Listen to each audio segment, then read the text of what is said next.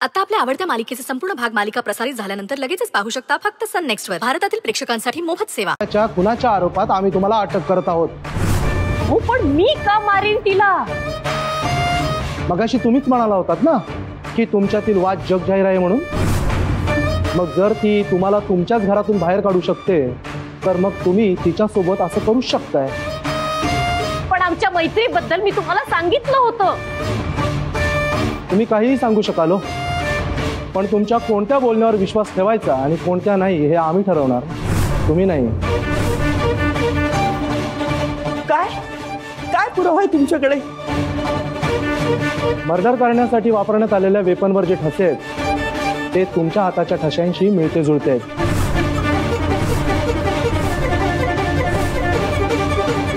अहो पण जर मी तिचा खून केला असता तर तो चाकू तिच्या बाजूला ठेवला नसता ना। हे बघा, तुम्हाला तुमच्या सगळ्या प्रश्नांची उत्तरं कोर्टातच मिळतील। तुम्ही वकील अपॉइंट करून ही केस लढू शकता, पण आता तुम्ही सस्पेक्ट आहात तो तुम्हाला अरेस्ट करावा लागेल। हवलदार अरेस्ट कर।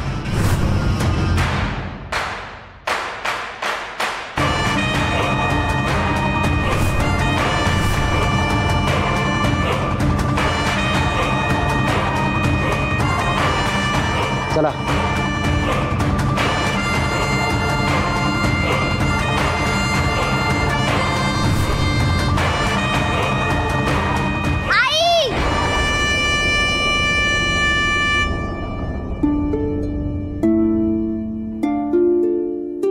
आई प्लीज तुम्हाला सोडून जाऊ नकोस ना। ओ पोलीस काका, तुम्ही माझ्या आईला घेऊन जाऊ नका ना। मी चुकल्यावर आईने जर मला मारलं नाही तर ती मामीला कशी मारेल?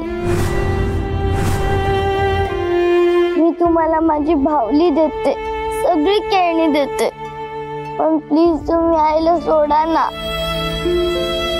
बेटा प्लीज बाजूला हो। हे बघा, आम्हाला आमचं काम करू दे।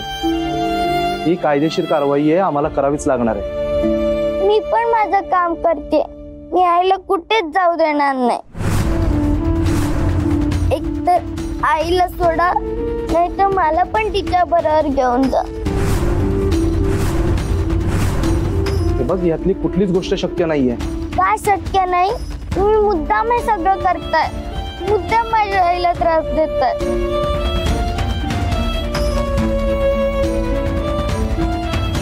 आदिती बेटा, घाबरायचं नाही, हा रडायचं पण नाही। तुला माहितीये ना, हा प्रसंग माझ्यावर पहिल्यांदा नाही आलाय। या आधी पण तुझ्या आईला खूप लोकांनी त्रास दिलाय, पण मी सुखरूप बाहेर पडले की नाही? का? कारण माझ्या आदितीचा विश्वास होता माझ्यावर। तुला माहितीये ना, आई चुकली नाहीये। तुझा विश्वास आहे ना माझ्यावर? हो, तू कधीच चुकत नाहीस। झालं तर मग तुझा विश्वास मला परत घेऊन येईल। पण तू इथे नसताना मी ते एकटी कशी राहणार? एकटी कुठे आहेस? कमलाई, रूपा, तृप्ती या सगळ्यात की तू कायम त्यांच्या बरोबर राहणार आहेस आणि त्यांच्याच जवळपास राहणार आहेस। हा मग आता तू कुठे राहणार आहेस? तिथे जिथे कृष्णाचा जन्म झाला होता, इथे सगळे जण माझी खूप काळजी घेणार आहेत। आणि मी लवकरच परत येणार आहे। तुम्ही सगळ्यांनी तुमची काळजी घ्या आणि माझ्या आदितीची पण काळजी घ्या।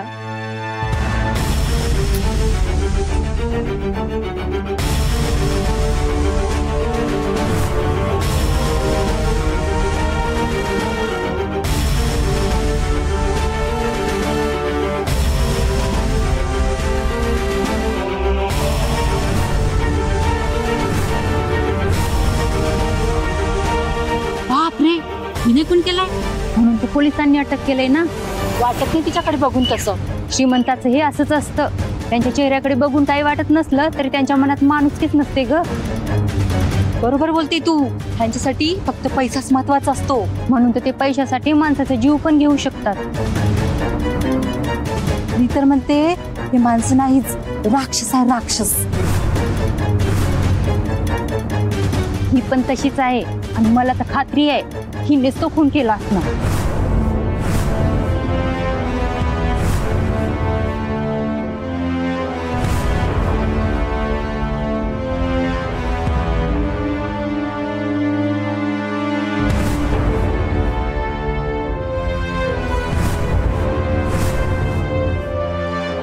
कोणाला फोन करतोस दादा? अगं अक्का यशला, त्याला पण ही आनंदाची बातमी कळली पाहिजे ना. हा, आणि त्याला सांग लवकर घरी ये. सांगतो, सगळं सांगतो, पण आधी त्याला माझा फोन तर उचलू दे ना.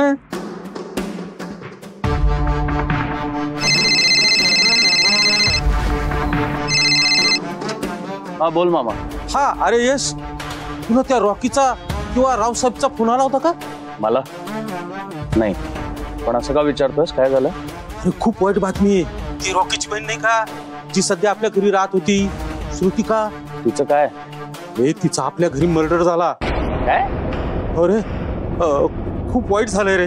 पण मामा, हाऊ इज दॅट पॉसिबल?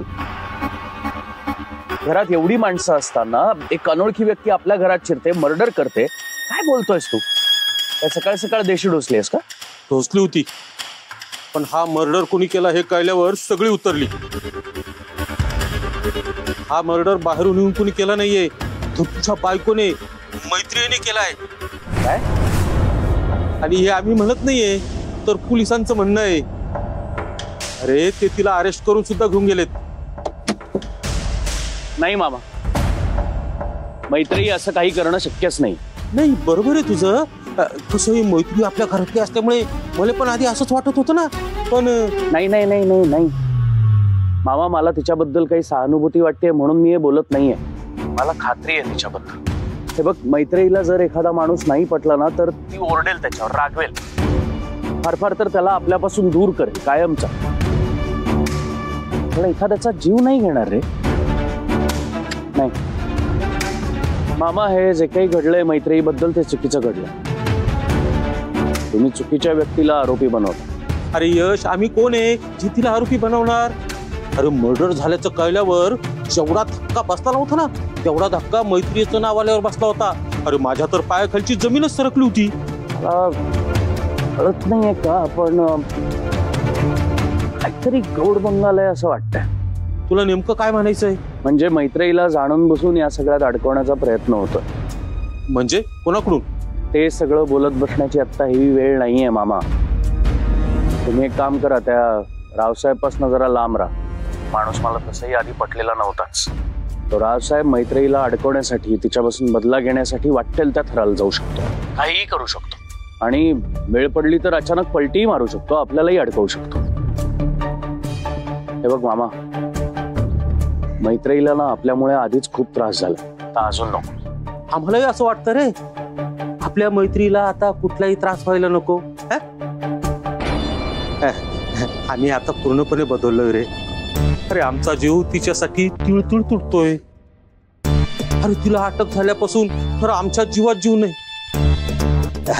यश, एक काम कर ना, तू लवकर घरी निघून ये, म्हणजे तिच्या सुटकेसाठी आपल्याला काय करता येईल हे ठरवता येईल.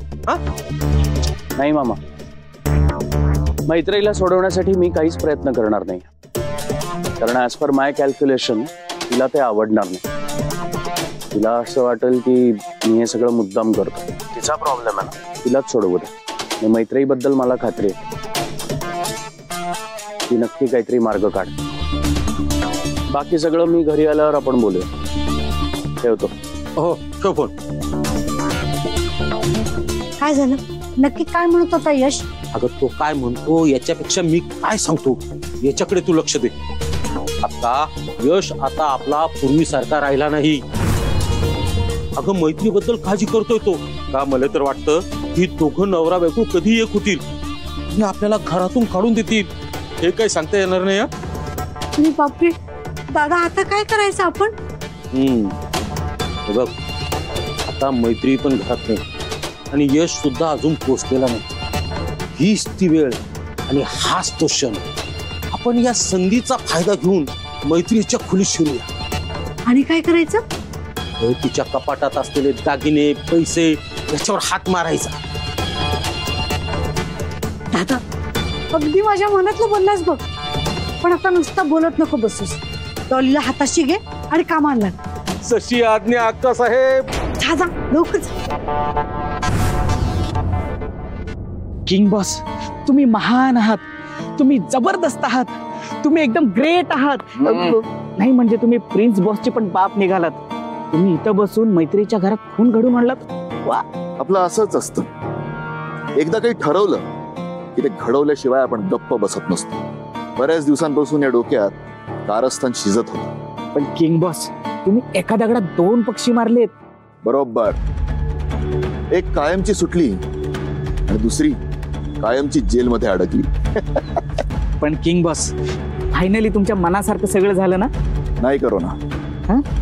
हा तर फक्त ट्रेलर होता, खरा पिक्चर अजून सुरू व्हायचा.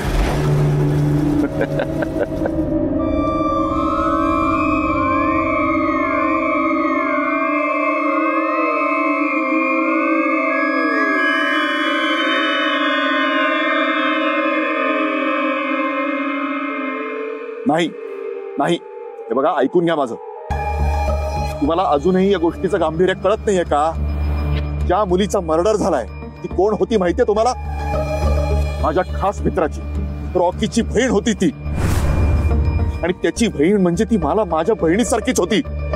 तिचा मर्डर ज्या व्यक्तीने केलाय ना, मग ती कोणी का असेना, त्या व्यक्तीला फाशीचीच शिक्षा झाली पाहिजे. आणि त्यासाठी जे काही प्रयत्न करायचे आहेत ना, ते आम्ही स्वतः करायला तयार होतो. साहेब. अरे रॉकी,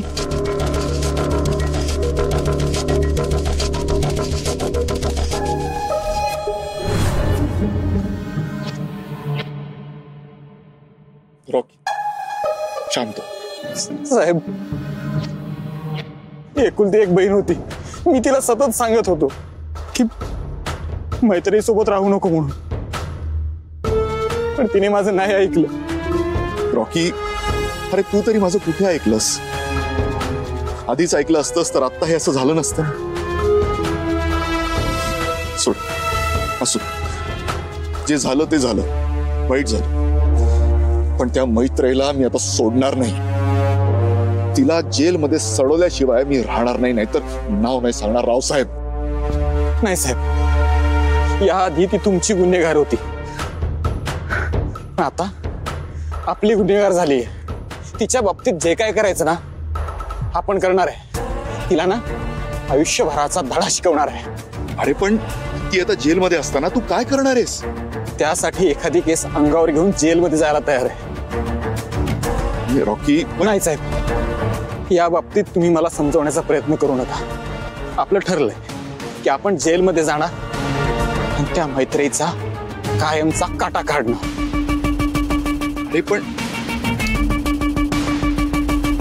ठीक आहे, मी तुला ओळखतो, तसा तू खूप जिद्दी आहेस. एकदा काही ठरवलंस की मग देवाचं पण ऐकणार नाहीस. पण या सगळ्यात तुला एका गोष्टीची काळजी घ्यायला लागेल. काय साहेब? या मॅटरमध्ये आमचं नाव कुठेही येता कामा नये. नाही येणार साहेब. आता फक्त मी आत कसं जायचं ते सांगा. सांगतो. योग्य वेळ आली की तुला सगळा प्लॅन व्यवस्थित समजावून सांगतो. ठीक आहे साहेब, मी तुमच्या प्लॅनची वाट बघतो. येतो साहेब.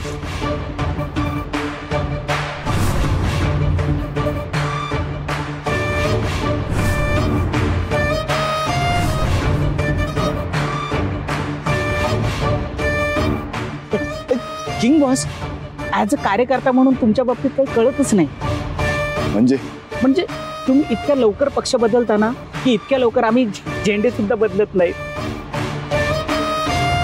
आम्ही पक्ष नाही बदलत, आम्ही फक्त बदलल्यासारखं दाखवतो आणि तिथेच समोरचा माणूस फसतो. जसा हा रॉकी फसलाय. म्हणजे आमच्या बरोबर केलेली दगाबाजी आम्ही अजून विसरलेलं नाहीये. आता या रॉकीला फक्त मिठी मारली आहे. पण कधी आमचा हात याच्या नरड्यापर्यंत जाईल ना त्याचं त्याला कळणार नाही. म्हणून आपलं सगळ्यांना एकच सांगणं आहे, ज्यांना आपल्या भावकीत राहायचं असतं त्यांनी आधी स्वतःच्या लायकीत राहायचं असतं.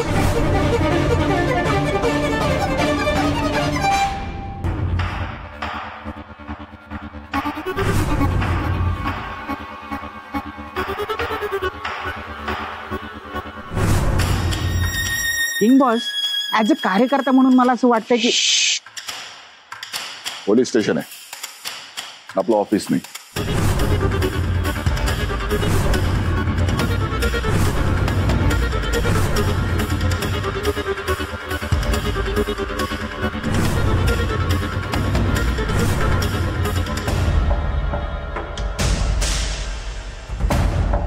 नमस्कार मॅडम. हॅलो रावसाहेब, तुम्ही शकता पोलीस स्टेशन मध्ये? अहो तुम्ही इथे यायचे कष्ट का घेतले? मला सांगायचं, मी स्टाफला पाठवलं असतं. नाही, हा विषय कुठल्या स्टाफ बरोबर शेअर करण्यासारखा नाही. अहो मग मला कॉल करायचा, मी तिथे आले असते. कसं आहे ना मॅडम, काही गोष्टी आम्हाला कळाव्यात म्हणून तुम्ही नेहमी आमच्या घरी येत असता, पण काही गोष्टी आम्हाला समजून घ्यायच्या असतात म्हणून आम्हाला इथे यावं लागतं. इथलं काम तुमचं किती महत्वाचं आहे येतंय माझ्या लक्षात. बोला, तुम्हाला जे बोलायचंय ना ते निश्चिंतपणे बोला.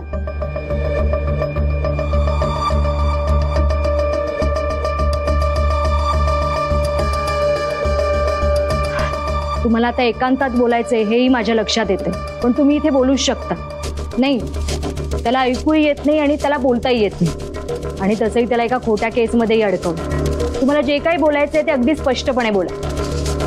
मैत्रेयी सरदेशपांडे निखारगे, एका खुनाच्या केसमध्ये तिला नुकतंच अटक केलंय आणि तिला याच पोलीस स्टेशनच्या कोठडीमध्ये ठेवणार आहेत.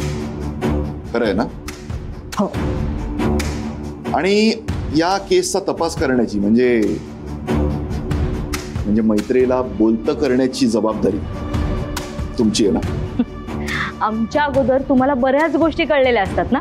हो, तरी पण काही गोष्टी प्रत्यक्ष भेटून बोलायच्या असतात. तुम्ही कधी एक रकमी लाखो रुपये हातात घेतले? हो, दचकू नका. हे शक्य आहे, तुमच्या बाबतीत हे असंच होणार. फक्त तुम्हाला एक काम करावं लागणार आहे.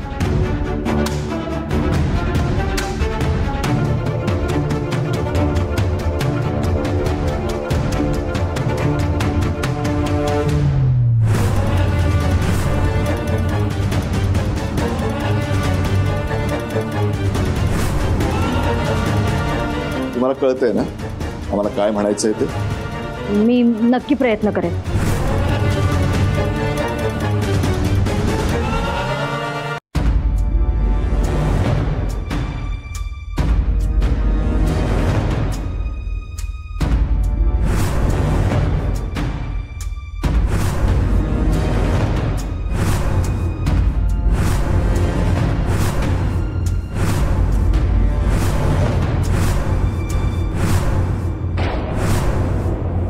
फॅक्टरी बंद पडली ना?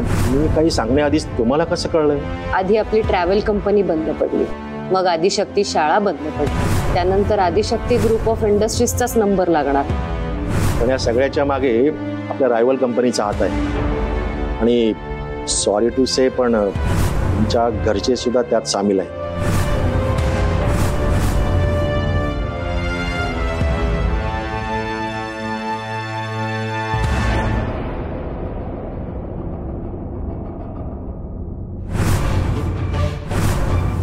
Welcome Mrs Maitreyi Sardeshpande Nikharge. Welcome. एखाद्याच्या बाबतीत आपण जे काही ठरवतो ना ते पूर्ण होतच. आजही ते खरं ठरतंय. तुला जिथे पाठवायचंय त्या दिशेने तुझा प्रवास सुरू झालाय हे बघून आज आम्हाला खूप बरं वाटतंय. भ्रम आहे तुमचा. तुम्ही ज्या ठिकाणी मला पाठवण्याचा प्रयत्न करताय ना त्या ठिकाणाहून मी परत नक्कीच येणार आहे. पण बाहेर आल्यानंतर मी ज्या ठिकाणी तुम्हाला पाठवीन तिथून तुम्ही कधीच परत येऊ शकणार नाही. अरे वा, ही अशी कोणती जागा आहे मॅडम? आम्हाला पण कळू द्या ना. सगळं आत्ताच सांगितल्यावर काय सरप्राईज राहणार? जे लोक माझ्या समोर येऊन मला अचानक धक्का देण्याचा प्रयत्न करतात ना, त्यांना मला सरप्राईज द्यायला खूप आवडतं. Just wait and watch.